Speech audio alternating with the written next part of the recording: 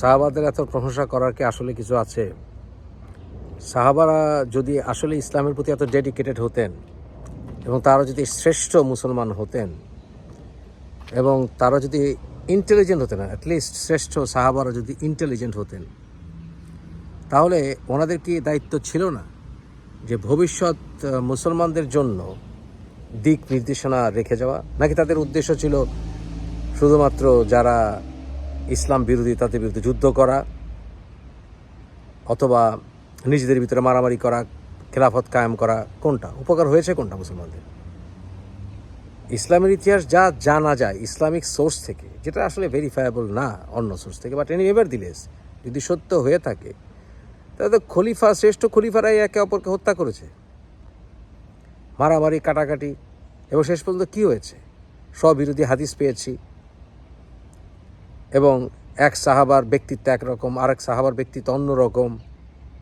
একজন হত্যা করেছে, যে হত্যাকারী সেও জান্নাতে যাবে, যে হত্যা শিকার হয়েছে সেও জান্নাতে যাবে। উদ্ভট সব ঘটনার সিচুয়েশন।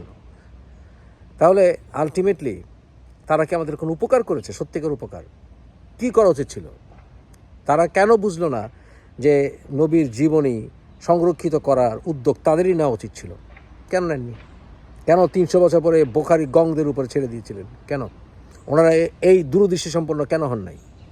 ওনারা নিশ্চিত করে যেতে পারতেন যে আমরা এই জীবনী লিখে গেলাম, এটা খুবই দরকার, এবং এই জীবনী শুধু হাদিস নয়, জীবনী, নবীর জীবনী যদি এতটাই গুরুত্বপূর্ণ ছিল, তা তো করেননি। এবং হাদিস পড়লে যে সকল বিষয়গুলো আমরা স্পষ্ট হতে পারছি না, তাফসীর থেকেও পারছি না, সব বিরোধী বিষয় পাচ্ছি, এগুলোর সম্বন্ধে বেসিক বিষয়ের সম্বন্ধে ক্লিয়ার নাই কেন? নবী মুহাম্মদের মৃত্যুর সাথে সাথে তারা দলীয় কোন্দলে লিপ্ত হয়ে গেছে, ট্রাইবাল কোন্দলে।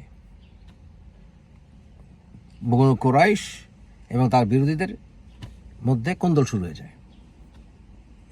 সে আর কোরআনের বিরুদ্ধে গেছে, তারা যায়নি। সাকিফাতে যেই গণ্ডগোলটা হয়েছিল, আবু বকর এবং ওমর ওদের সাথে বিরোধীদের যে গণ্ডগোলটা হয়েছিল খেলাফত নিয়ে, সেটা কি? আলীর সাথে যে গণ্ডগোল হয়েছিল, এটা কি? কথা বললেই বলেন যে 9 নম্বর 100 নম্বর আয়াতে তাদের ক্ষেত্রে প্রশংসা করা হয়েছে, ইত্যাদি ইত্যাদি করা হয়েছে, কিন্তু নবী মুহাম্মদের মৃত্যুর সাথে সাথে ক্ষমতার লড়াই লিপ্ত হয়ে গেছেন, ট্রাইবাল সুপিরিয়রিটি লিপ্ত হয়ে গেছেন, এমনকি আনসারদের সঙ্গে তারা বিভিন্ন রকমের গণ্ডগোল শুরু করে দিয়েছেন, যারা কিনা মুহাজির ছিলেন। গণ্ডগোল হয়নি? একজন আনসারকে গভর্নর পর্যন্ত বানানো হয়নি, হয়েছিল? এখন মোল্লা মৌলবীর মতো যদি বলেন ইসলামিক হিস্ট্রি জানা দরকার নাই, তাহলে ভাই হবে না। তারপর 300 বছর পরে বুখারী গংদের উপরে দায়িত্ব এসে পড়ল, যাদেরকে এখন সাধারণ মুসলমানরা নবী রাসূলের পর্যায়ে নিয়ে গেছে, এই বুখারী গংদেরকে। হাদিস ছাড়া চলছে না। হাদিস ছাড়া যখন চলছেই না ভবিষ্যতে, কেন সাহাবা তাবিঈন ওনারা এই হাদিস সংগ্রহের একটি ঐক্যবদ্ধ প্রচেষ্টা হাতে নেননি, যুদ্ধ বিগ্রহ না করে? ভালো মানুষ বলে কিভাবে ওনাদেরকে? আবু বকর উনি ওনার হাদিস কালেকশন পুড়িয়ে ফেলেছিলেন বলে। কেন আবু বকর, ওমর, ওসমান, আলী সবাই একসাথে বসে কেন ইউনাইটেডলি একটা হাদিস সংগ্রহের দায়িত্ব নেননি? এবং যদি এতই হাদিস প্রয়োজন ছিল, এটা কোরআনের সঙ্গে মিক্স হয়ে যেত, এরকম ফালতু কথা বলার তো কোনো কারণ নাই।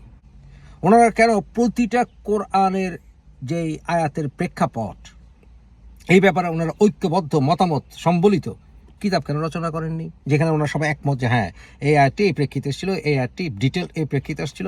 তাহলে ওনারাই ভলিউমকে ভলিউম বই কেন লিখে দেননি? পারতেন তো, নাকি ওনারা মূর্খ ছিলেন? তাহলে ওনারা শ্রেষ্ঠ সাহাবা, শ্রেষ্ঠ তাবিঈন, শ্রেষ্ঠ মুসলমান হন কিভাবে? ন্যূনতম ক্লিয়ারেন্স কোরআনে নাই। আজকে এটা হতো না?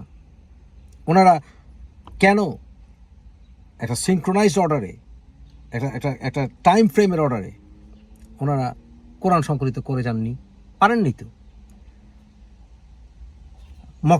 মক্কি সূরার ভিতরে মাদানী সূরার আয়াত, মাদানী সূরার ভিতরে মক্কি সূরার আয়াত,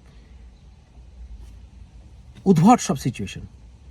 ওনারা কেন ডিটেল ব্যাখ্যা করে জাননি? ওনারা সবাই একসাথে হ্যাঁ নবী এটা বলেছিলেন, বাইতুল মামুর কি, এটা কি, এটা কি, ওইটা কি, ডিটেল নাই কেন? এতে কি প্রমাণিত হয়? ওনারা শ্রেষ্ঠ মানুষ ছিলেন, শ্রেষ্ঠ সাহাবা ছিলেন? মোটেই না, বরঞ্চ প্যাচ লাগে দিয়ে গেছে। ন্যূনতম প্রশ্নগুলো করেননি। হজ কিভাবে করব, জাকাত কিভাবে দেব, ডিটেলড যে হজ কাকে বলে, কিভাবে করে, হজের প্রসেস কি, সালাতের প্রসেস কি, নামাজের প্রসেস কি, নামাজ কি করব, কিভাবে করব, এবং আপনি হাদিসও পাবেন না এটা, যে নামাজটা এক্স্যাক্টলি কিভাবে পড়বো 5 ওয়াক্ত, এটা হাদিসও পাবেন না।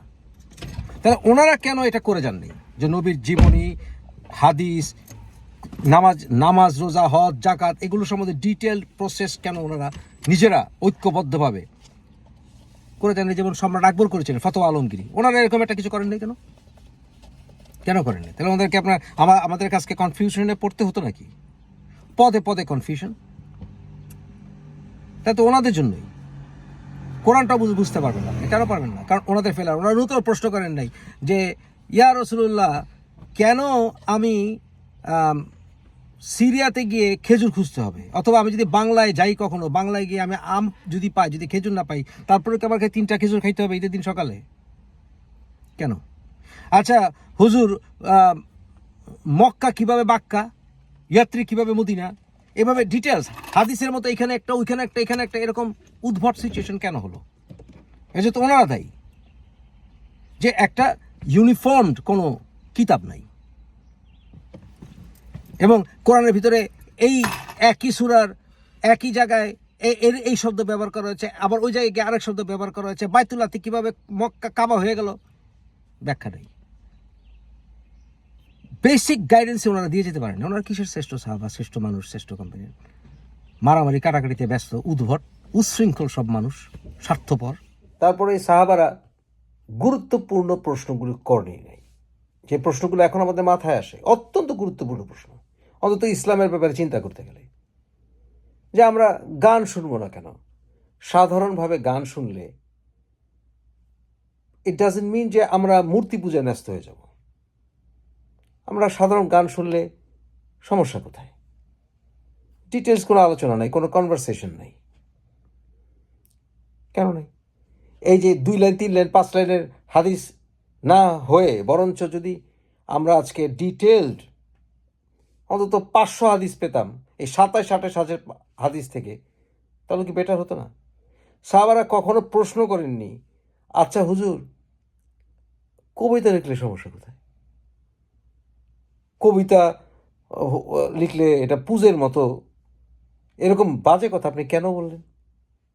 এসব বেসিক প্রশ্ন কেন করেন নাই? কেন প্রশ্ন করেন নাই, আচ্ছা হুজুর রসুলুল্লাহ ঈসা নবী এখন কোথায় আছে, ক্লিয়ারলি বলেন।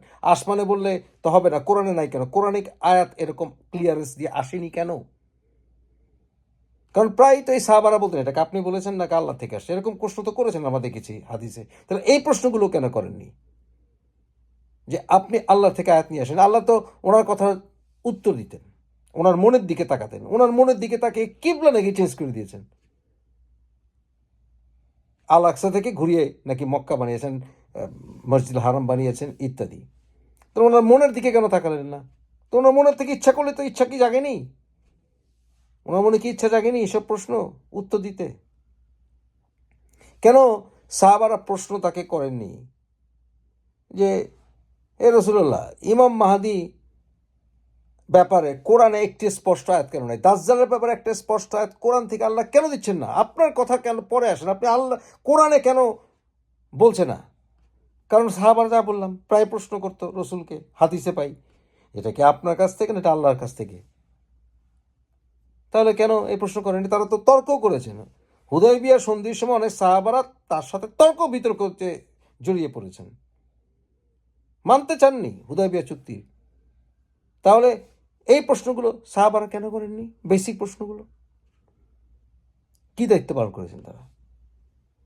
তারা শ্রেষ্ঠ মানুষ কেন বলেননি যে ইয়া রাসূলুল্লাহ কোরআনে দেখলাম আল্লাহ বলেছেন পাথর এবং মানুষ দোজখের ইন্ধন হবে?